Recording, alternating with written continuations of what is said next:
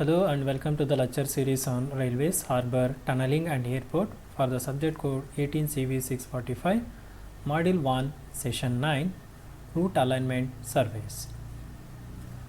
In this session, we are going to discuss about the route alignment surveys, the types of surveys which are conducted for the alignment of a railway track, drawings which are going to be prepared based on the survey for the project formulation, then the conventional and modern methods of surveying. So, what are the equipments we are going to be using to align the railway track, then merits and demerits of modern method of a surveying and points to be considered while fixing of the alignment, and lastly the references.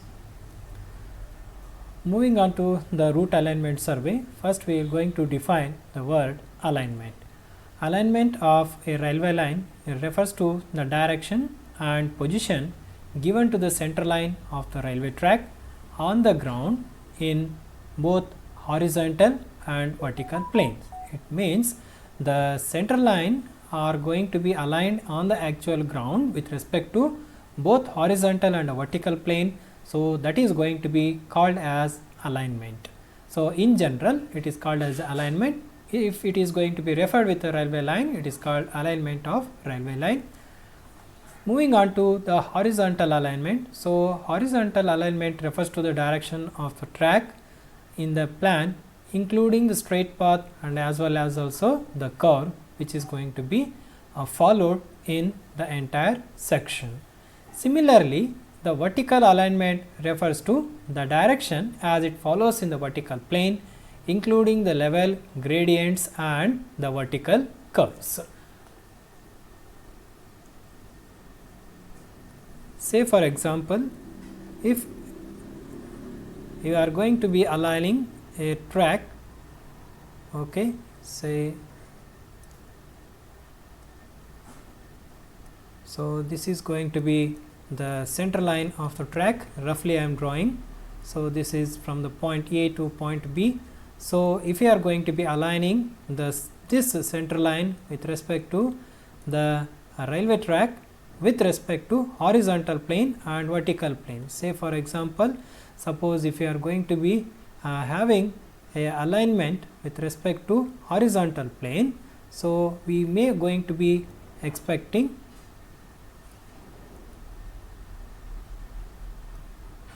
okay. So, this center line is going to be having both horizontal profile and vertical profiling. So, in this horizontal profile, what we can expect, the curve radius or the type of curve, then we can have a super elevation. So, like this we are going to be having the super elevation also. So, that is just I am giving the examples. So, or the gauge width etc., or the embankment. Similarly, in case of the vertical profiling, so from this point vertical we can have the gradient, then also the types of curve. Okay. So, types of curve, so depending upon the profile, so we may going to be having summit curve or a valley curve. So, that is in the horizontal profiling. So, these are going to be concerned while we are going to be having an alignment with respect to route surveying. So, as we know what exactly the alignment is, then to align this one we require some data. So, that data is going to be gathered by using the types of surveys. So, there will be a different types of surveys are going to be usually conducted to gather the information, namely first one is a traffic survey, second one is a RECI or reconnaissance survey, and third one is going to be the preliminary survey or initial location survey. So, that is the third type of the survey in the sequence, and finally depending upon the initial or location survey, so we are going to be giving the final location or detailed survey for the particular railway track. So, usually we start with traffic survey and we are going to be end with detailed surveying. So, we will going to discuss one by one now. First one is a traffic survey. So, this is it includes the traffic condition on the parameter. Usually it is going to be determined for the following, that is what is the most promising route for the railway network in the study area. So, we are going to be having which one route is going to be having a more traffic with respect to both cargo and as well as the passenger. So, that data is going to be essential for having a proper or promising route in our study area.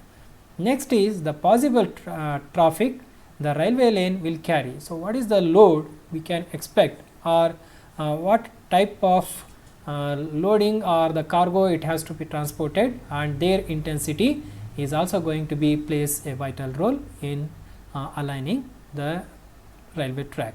Similarly, the standard of a railway lane to be followed. So, which type of standard we are going to be making use for the alignment. So, these three are going to be give some detailed study with respect to traffic survey.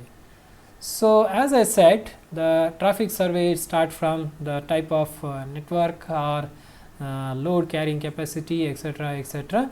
So, some amount of details is going to be gathered during this traffic survey. There are as follows. First one is a human resource. So, as we know that human resource is going to be important from the construction point of view and also from the maintenance point of view.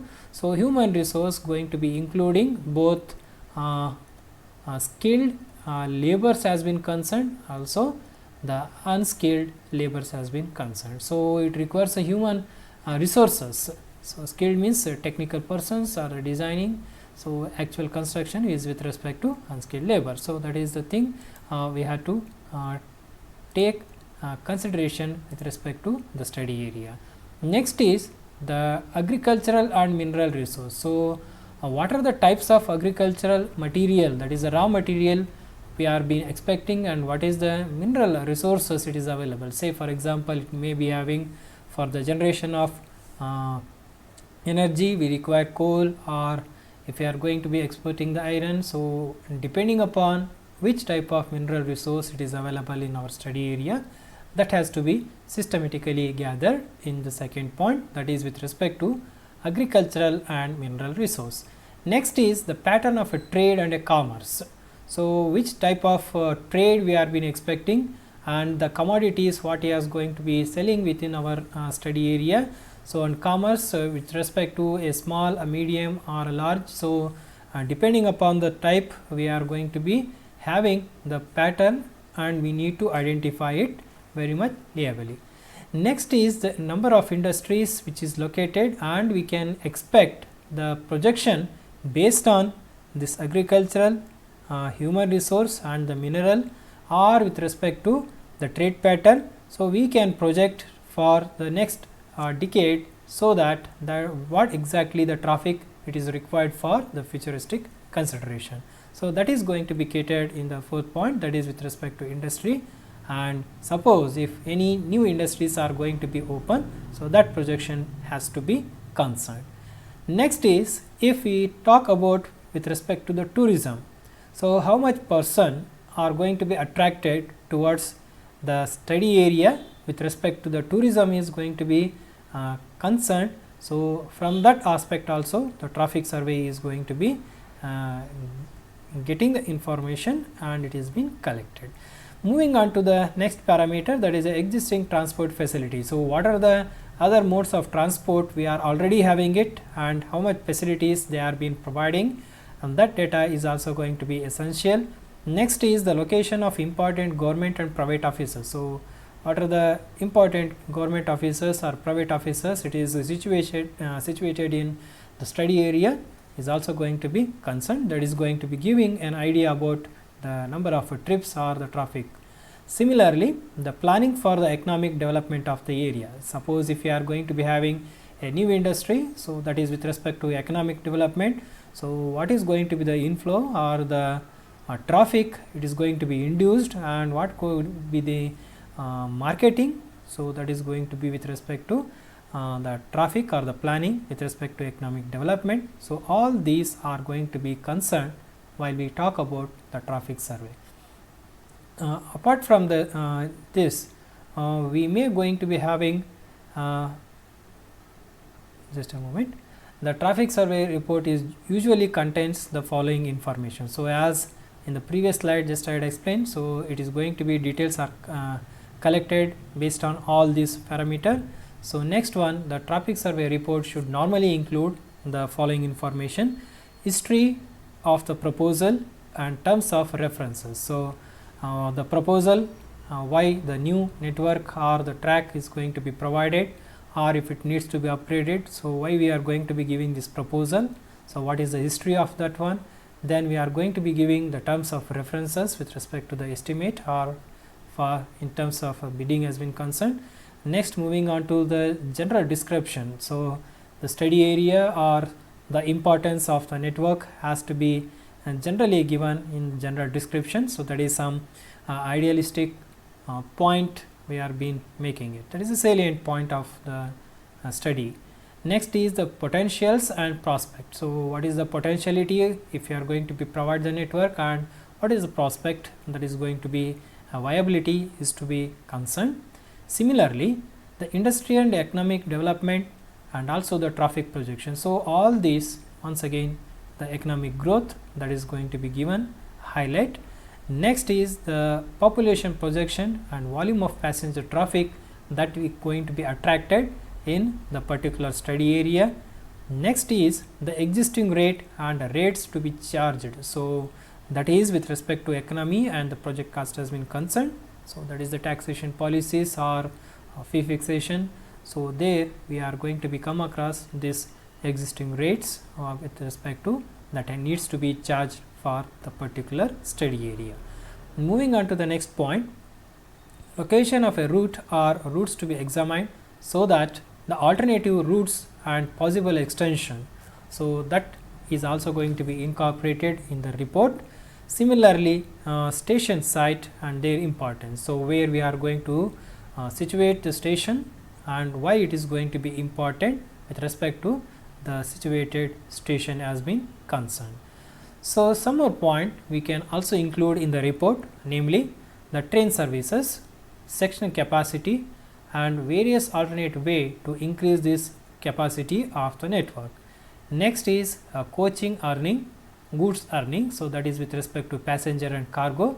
So apart from that one, the actual working expenses and net receipt, then engineering features, so then allied system that is needs to be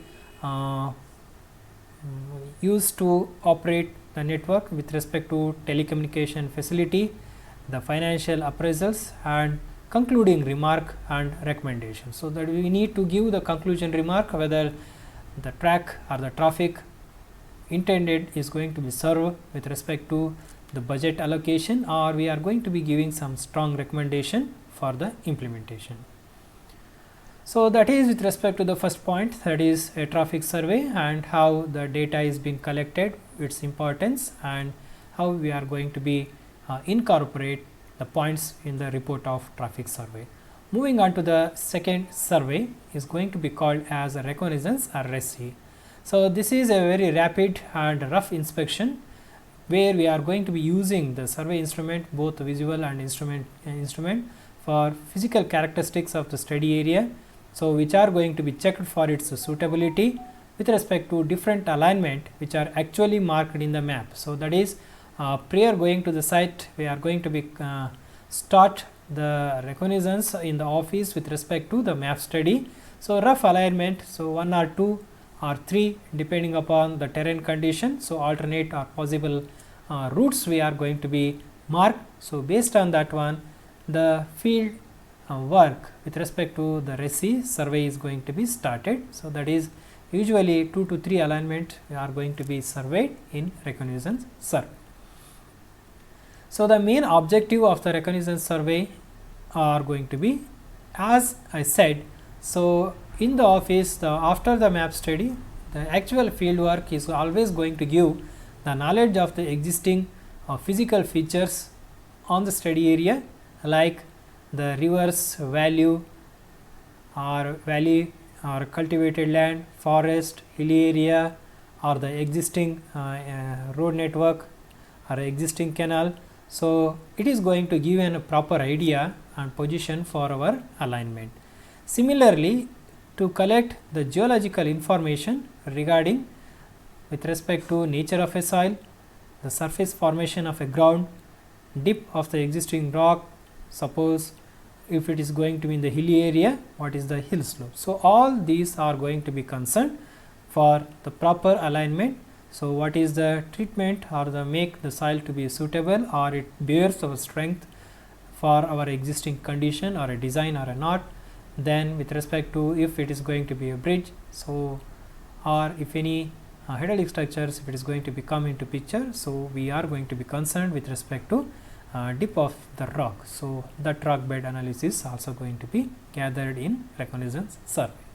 Apart from that one, we are also going to be concerned the construction material, the manpower, then the sources of water and other amenities which are proposed for the alignment. So, this is going to be required, because if once it is going to be started, so the material or the quarry, manpower which is required, some other sources or other amenities for the transport. So, likewise those data are also going to be included in reconnaissance survey.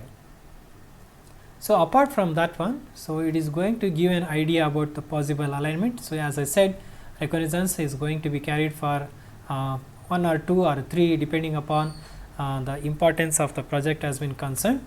So, similarly, it has gives an idea about the stream where we require to construct the cross drainage work or a hydraulic structure. Also, it going to locate the various controlling point or the obligatory point. So, suppose our alignment should pass over it or should not pass over. So, like a hill or steep slope. So, likewise, we are going to be concerned to decide the maximum gradient and curvature. So, that is in the nature what is the maximum gradient we can provide it, and also what is the existing curvature, so that the proposed alignment can be easily constructed. So, lastly, to prepare a rough estimate and to have the economical, safe and efficient alignment. So, this reconnaissance survey is going to be important. So, after conducting the reconnaissance survey, once again we are going to be look which is going to be having more priority, and it is going to be more safer and economical with respect to all the aspect of construction and also the maintenance part, construction material and also the labors required, etc., etc. So, we are going to be starting with respect to the next survey, that is called initial location survey or preliminary survey. So, the main object of this survey is to determine in detail the different alternative routes to find the drawn reconnaissance survey, that is what are the conclusions we are drawn from the different alternatives from the reconnaissance survey at that time, so that the economical routes are going to be studied with respect to the preliminary survey. So, sometimes we require some great precision while conducting the preliminary survey. So, that the first of all we need to have a traverse with a belt. So, in a range of 100 to 150 width. So, on the either side with a transit instrument, so that a perfect detailing has to be gathered. So, next one, a tachymetry is going to be used to plot the main features. So, apart from that one, usually we are going to be use the chain for the measurement, prismatic compass for the deviations or with respect to the angular measurement, then the leveling instrument to know the reduced levels to fix up the alignment. So, this is with respect to the preliminary survey. So, in the preliminary survey we are going to be having the different types. So, as I said, so depending upon the number of alignment it is proposed in the reconnaissance survey. So, those are systematically carried out with all the engineering principles. So, finally, drawings are going to be in details are proposed for the alignment with respect to its formation, length of alternative, so that we have to give why this alignment is the best. So, with respect to earthwork or otherwise with respect to any other concept. Next is the various possible gradient that we can provide it, the maximum height and length of embankment to be provided with respect to cutting or filling. So, river crossing with respect to the HFL and LWL, that is with respect to high flood level and low water level, for the and also the flow direction, stream profiles, and cost of construction for a hydraulic structure, geological informations like soil, rock and slip if it is going to be there in our study area, details of the existing hydraulic structures like bridge or a culvert, or if it is going to be a passover like tunnel, then details of a canal crossing. So, in case of a level crossing, the road and the angle of crossing longitudinally is longitudinal sections of a road up to 300 meters on either side has to be concerned with respect to the crossing of level crossing. So, for the land acquisition or for the improvement purposes, then the availability of a material, labor, drinking water, etc. So, apart from this, the various properties with their owner for the land acquisition, climatic condition, and also in the end the comparative study with respect to various result, merits and demerits of the each of the route, and finalizing the most economical alignment, and it needs to be plotted with a map. So, that is with respect to preliminary survey. So, that is we started with the traffic survey, then we are going to be having map study, then it is going to be the recognized and what we say initial or preliminary survey. So, next is after giving the best priority wise and alignment. So, the actual and final alignment survey we are going to be taken. So, that is called the final location or detailed survey. So, in this detailed survey, so the center line alignment is going to be marked actually on the ground with the help of the pegs with the required interval. So, in this one, the center line of the waterways like culvert, starting and ending points for the bridges, tunnels, stations, building with respect to other amenities like station yard, signal cabin, and clearly marked, and it is going to be surveyed, and all the details are noted for the final location survey. Next is the leveling work for the alignment is going to be carried out with very much precise leveling. So, at every 30 meter, then for cross sections at every 90 meter, this is going to be depend upon the type of terrain condition. So, the final detailed survey is going to be carried out.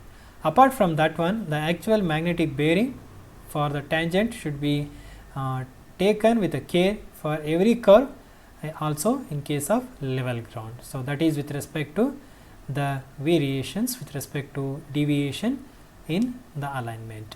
Next is the detailed data are going to be collected in the detailed survey, namely with respect to the major bridges or cross section, the bridge side and at 0.8 kilometer to 16 kilometer upstream and downstream of the bridges are going to be concerned, that is with respect to minimum of 800 meter to a length of 16 kilometer. I think it is going to be 1.6 kilometer. So, in case of a minor bridges, it is going to be range from 90 to 150 meter. Along the longitudinal section, that is two extreme cross sections we need to taken. One is its HFL and LWL, showing the longitudinal section along the center line, then record of a flood in the past, and also the drawing for the river bank with respect to the contouring are also going to be taken. Similarly, the velocity of a stream and depth of scoring, especially in case of a river, that is to be noted carefully in detailed surveying. So, apart from that one, so discharge, that is a Q in terms of cubic meter per second, or QMax has to be measured depending upon the inspection of the surveying with respect to the locality or the mapping. Boreholes are going to be done, that is boring is to be carried along the alignment. So, it depends upon the length of a bridge, how length it is going to be there. So, the number of borings are going to be increased to know the site condition or the strata for the construction of a bridges. So, apart from that one, the history of a river, their characteristic, that is nature, the frequency of the occurrence of a flood, duration of a flood, etc. are going to be recorded. Apart from that, the properties of a material, the bed and its bank. So, all these with respect to erosion are also going to be noted carefully in the detailed survey. So, as we gather the information, so systematically we are going to be giving the report in the final or a detailed survey with two report. One is a volume with respect to detailing of the project. Okay. Second one is the volume 2 where we are going to be having the actual drawing. So, that needs to be finalized for the alignment. So, coming to the drawing for the project formulation. So, there is a scale according to Indian Railway. General map are going to be made for the scale, that is a 1 centimeter in 20 kilometers. So, that is the scale we need to adopt for map area.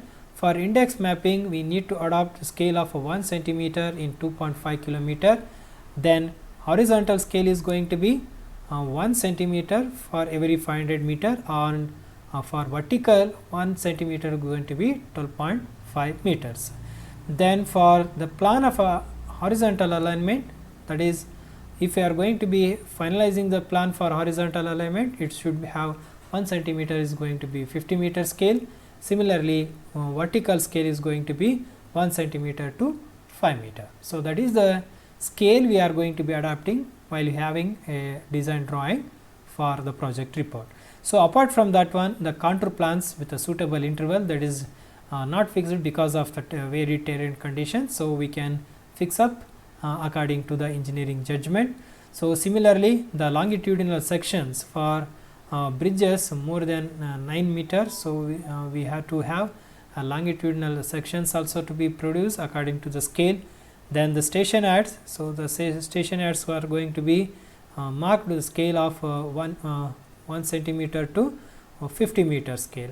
So, then a detailed drawing for a building and a bridges are going to be scaled to the actual 1 centimeter to 1 meter scaling.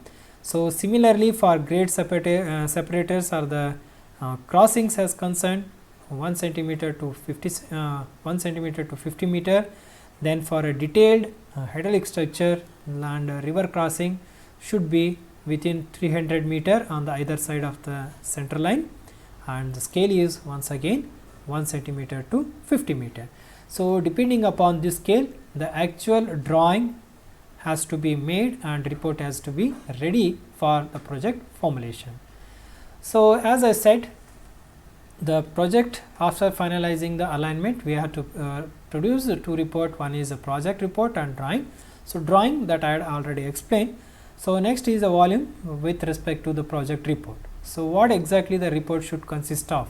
So, firstly we are going to introduce the project. So, the project is going to be introduced with respect to the three character. One is a background of the project. So, why the project has been handled, what is the need of this project, and salient feature or characteristics of the project area. So, all these are going to be made in a chapter called introduction. So, we introduce the project with respect to these three parameters. Next, we are going to be talk about the alignment. So, after introducing the project alignment, project, we are going to be talk about alignment. So, where we are going to be giving what are the different types of surveys we have been conducted, what are the types of data collected from each of the survey, and why we are been giving this as a best alignment, to give the justification with respect to all the engineering parameters. So, why we are been giving this as a final selection of an alignment. So, that has to be given in alignment chapter. Similarly, design of a permanent track. So, geometrical design. So, what is the gauge to be provided? So, group of permanent way, what is the gradient, curvature of a radius or curve radiuses, then type of a rail, which type of rail sections we are been providing.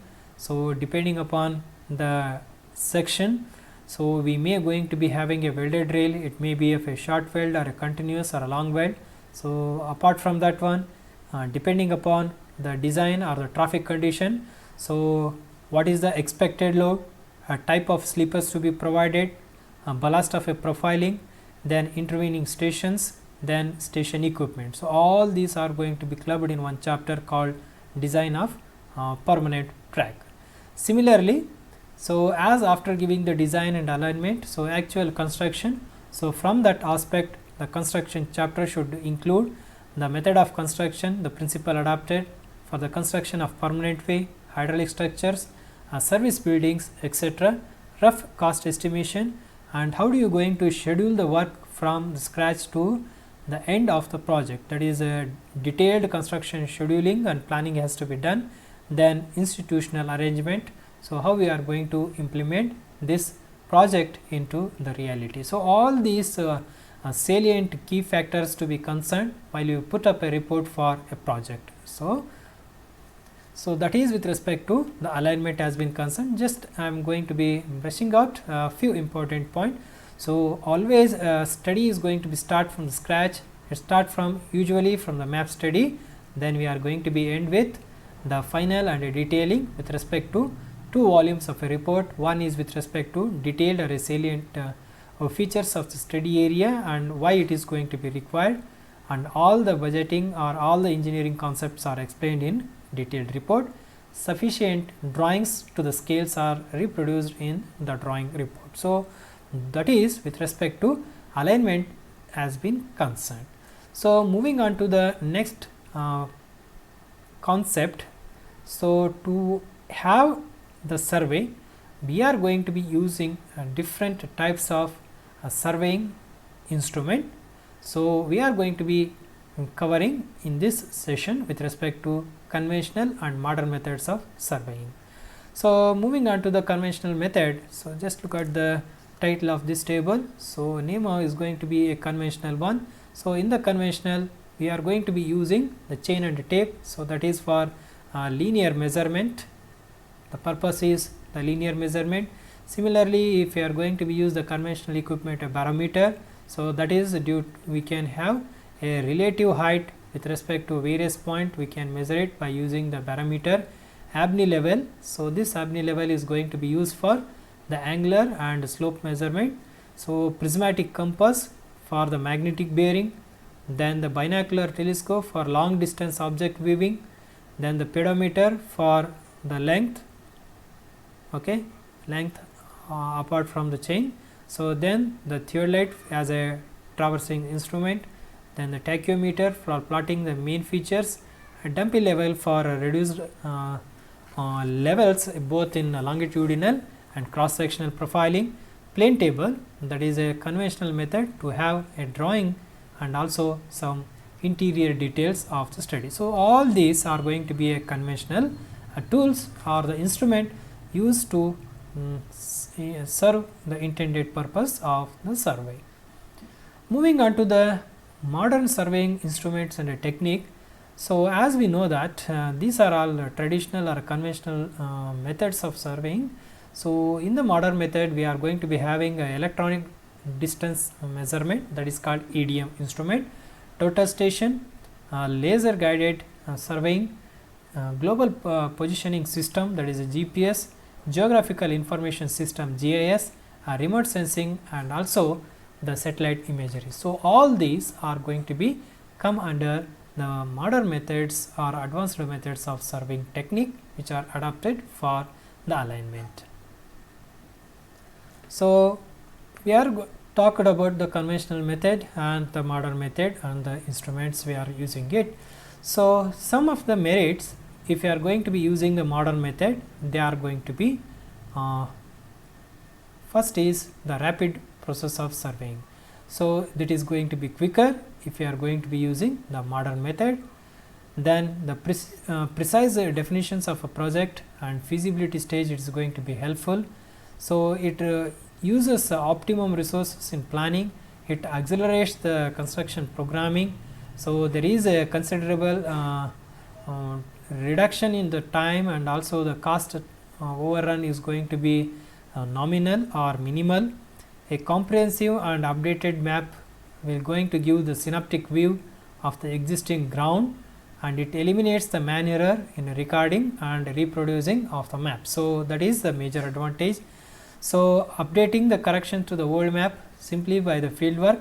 So, apart from that one, if you are going to be using the airborne laser terrain mapping, so the ground profile up to 10 to 20 centimeter interval where this contour is going to be helpful for earthwork calculation. So, in a nutshell, the modern methods are going to reduce the manpower, reduces the time which are actually taken for the surveying of the field, the detailed storage of a data, so it can be synthesized easily and by computing facility and readily available for any time, and also the data can be used for the next time for the implement. So, all these are going to be in the merit. While come to the demerit, so as we know every method is going to be having both the merit and demerit. So, in case of the modern methods, the demerits are going to be interpretation of remote sensing data product requires some skilled and trained labor or a technician to identify the characteristics of a toning, texture, shape, size it is been associated. It means the person who is going to be skilled in interpreting the data is going to be the one disadvantage or a demerit where we are going to be having it. To do that one, we require training and also the skills for handling the equipment or also analyzing and computing. Moving on to the next one, the ground profile and subsoil characteristics cannot be assessed through the optical. We used to use the microwave only for the soil moisture condition, but it is also a limited depth of data is available. Next is the exact boundary could not be determined on the satellite imagery. So, once again we need to go for the analysis with the computing facility for identifying the exact boundaries. So, it involves a lot of procedures and formalities. So, as in case of aerial or airborne surveys or aerial photos, and also the flying of a aircraft captures where it requires clearances from the defense and also the processing and detailed measurement. So, that is a somewhat Hercules job when we are going to be doing this airborne surveying. So, apart from that one, procuring of the advanced equipment, that is a budget required to have this instrument with respect to the plotters is somewhat the intensive, the cost wise if you are concerned. So, lastly we are going to be as we know what is going to be the alignment and what are the instrument, it may be a conventional or a modern method. So, some points to be kept in mind while aligning are also the fixing of the alignment. The first one is the position of a curve. Next is the radius of a curve, the super elevation, transition curve can gradient, minimum length of a straight between the reversal curve, then the gradients to be provided, vertical profiling with respect to curves, surrounding details and reverse surface. So, all these points are to be kept while fixing up the alignment.